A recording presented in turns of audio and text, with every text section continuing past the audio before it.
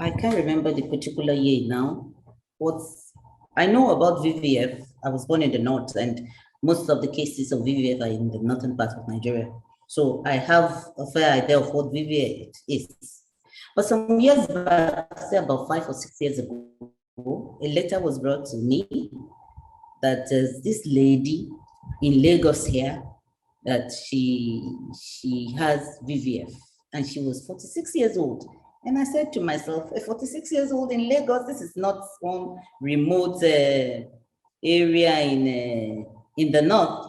So how can a 46 years old not find a solution to VVF in Lagos? So we decided to visit this woman, and of course she had VVF. And it's a situation where the person is unable to control her urine, or even sometimes the renal aspect too, where you're unable to control the feces. So we took it upon ourselves to see what we could do for this woman.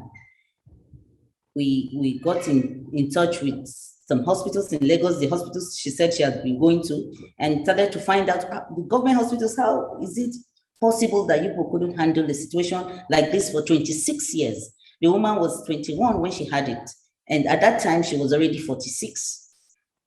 So I was very disturbed that in Lagos, if you cannot find that kind of solution in Lagos, where would you get help from? So we decided to look into it, and were able to get some information that there's a white man in Katsina, in the north. Katsina is in the northern part of Nigeria. That he came, there's this group missionaries that came in, and that's just what they came in for. So we got in touch with him, and today it's his history.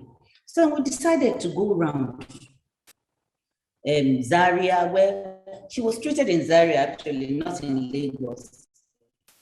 We had to send her to Zaria. There's a big VVF center in Zaria, and she was treated there. And today she's brand new. So, beginning from Zaria, we decided to visit, and we started to go around. Now, VVF in the north is something else. We have them in the south. We have those people from like Akwa Ibom state people, all these Calabar people, because of their height. So their pelvic thing it's not I think they explained that medically for us, because of their height, they usually have, some of them have those kind of problems. But it's more in the north, where you have a child of 9 years being married out to 42-year-old man.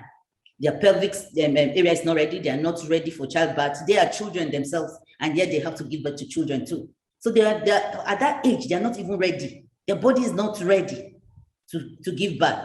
And so you force them to become pregnant and give birth. So it finally results to VVF. So we went to Katsina, and in Katsina we saw children as young as 9 years that had VVF. Some of these corrective surgeries, they can't even correct them. So all their life, they're in that kind of agony till the end of their lives. So VVF is a terrible thing. Apart from early child marriage, this female genital mutilation too is another problem. Those are negative practices in Africa that results in very terrible cases like this. One of the cases is this VVF that we're talking about. And in Nigeria, in the north, I can tell you 50% of those women have VVF. It is a terrible situation. In Katsina, where we went to, you will see, I saw a little girl of 9 years. She had the two. She couldn't control her feces. She couldn't control her urine. And she's just there. They've done these corrective surgeries for 4 times already. Some of these things lead to mental health issues. And the funny thing about the whole thing, the minute the VVF situation occurs, these so-called husbands, they run away. Nobody can stand the stench. Even this woman that we're talking in Lagos, all the times I have to follow her to a hospital, it was torture for me. I couldn't stand the stench. I had to wind down my windows in the car. I couldn't use the AC in the car. And I was always looking for 1 or 2 minutes to run out of the car to get some fresh air. The stench was so strong. So once this happens, once they say, oh, this one, she's leaking out urine, the husbands run away. leaving them in their state. And then when you take them to these government hospitals, the queue is so long. We were just fortunate that our own patient was able to get a quick intervention. And thank God they've not tampered with her anywhere in Lagos until the surgery in the corrective surgery in Zaria. So she was very lucky. Today she's brand new. Today she's living her life. But how many can we touch? How many can we reach? Even when we were going around, we went to Akwa Ibom, we went to Calabar, we went to Katsina, we went to Zaria. We're going around to see all these patients, settling their medical bills, and seeing, looking for ways to inculcate them into the society, to bring them to rehabilitate them into the society, because even the society don't want to even attend to these people. But then, do you even blame the society? How many of us can stand? The burden of this scourge is so huge, and the cheapest and the most effective way is advocacy. They say prevention is better than cure. Okay, so by going out there, talking to them about the dangers of, the implications of all these things they do in the name of tradition, in the name of culture, you understand? By the time we start to get them to see, the disadvantages, and we're able to discourage some of them from going into these early child marriages, we're able to cut down to a large extent the human suffering, the financial costs, and the emotional trouble that the woman goes through. Thank you for that, sir. It's really it's sad on the situation, especially as your wife have described it, which is a vivid picture of what is going on, what people are going through. That is really a huge agony that people have to go through, and this is part of what we have discussed before, part of the non-functioning system, because this was supposed to be a situation where somebody is sick, he goes to the hospital and is treated. But if the hospital is in the state that it is today, even the president has to be flying out from Nigeria to go to other country to be treated, what can we say of the citizens, But let's not forget, especially the poor who cannot even afford to take a bus to the next village, not to talk of going by air abroad for medical treatment. Exactly. And let's not forget also that Nigeria as a people have really qualified doctors to take care of this disease. What they don't have are the resources. Because even if you have if you have the mind, if you don't have the equipment to use, you cannot do miracle. Miracle don't happen. See?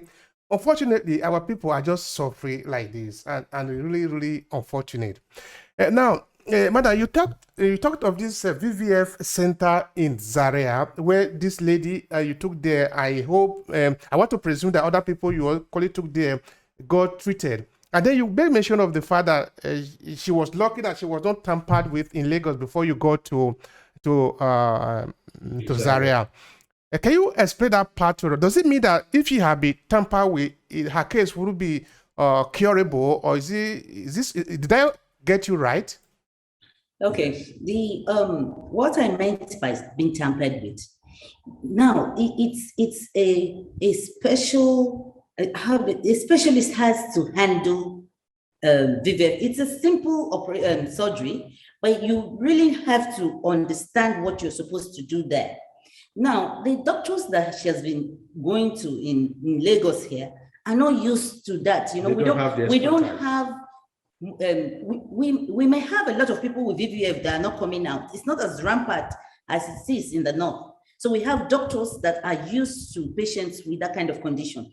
But in Lagos here, if, for example, they performed the surgery and didn't get it right, it will be difficult when a specialist come in now to correct it. That's what I meant. So they've not done any of the surgery. She has just been going to see them for, they've been planning, and she won't have enough money to pay for the surgery. So she would miss the appointments and all that. That's what's been happening.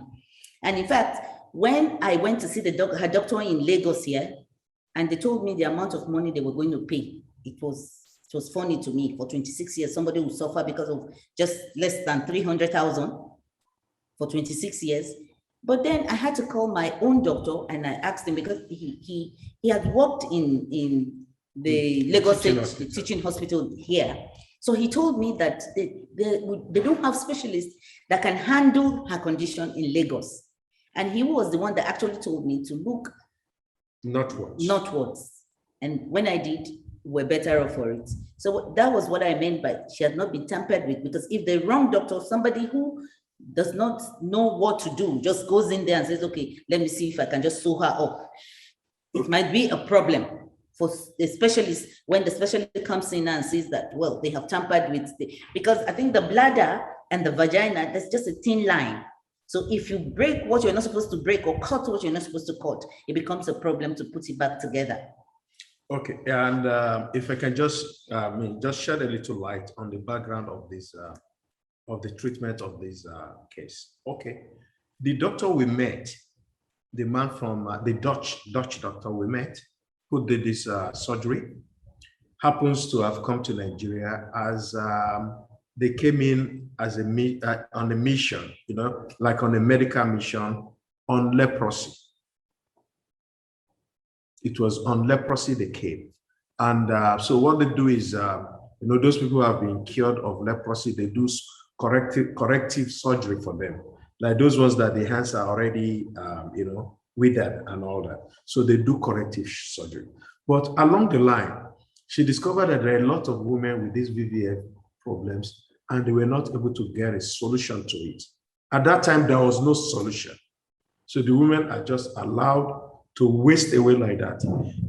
And the man now started working on this, studying it, and she used the experience she has in the corrective surgery of, doing corrective surgery for the withered hands, for, and all that, to apply to do the one for the VVF. And that's how they were able to get it well.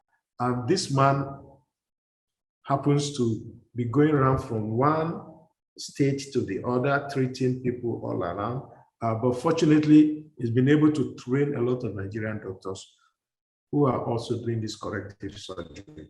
So most of these people who specialize in this field are mostly in the north, and maybe some in some areas in Akwa Ibom, where they also practice some kind of early child marriages, and they have a lot of prevalent cases of VVF. So by saying that not tampered with, it's just like if you have a leather ball and the thing got torn, and you give it to somebody who patched it and didn't patch it well, it will be difficult for a second person to try to repatch what that guy has patched, because the leather has become, the surface has been reduced, in such a way that any actual correction can be properly made.